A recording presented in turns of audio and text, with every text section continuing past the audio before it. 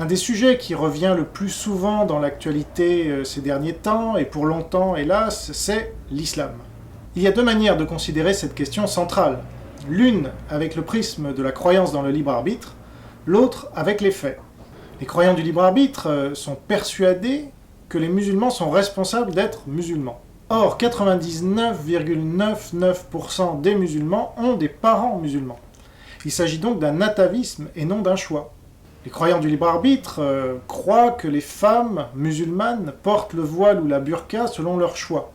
Or souvent, les filles musulmanes portent le voile dès l'âge de 4 ans, un âge où on ne choisit pas librement. Quand ce n'est pas le cas, elles le portent une fois adultes parce que d'autres leur disent de le porter, ou le leur imposent carrément.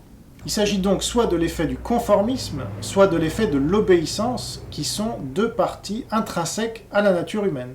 Ces phénomènes ont été démontrés scientifiquement par des sociologues, donc Solomon Asch pour le premier phénomène du conformisme et Stanley Milgram pour le second phénomène de l'obéissance, et j'y consacrerai 1 minute anti-libre arbitre à chacun.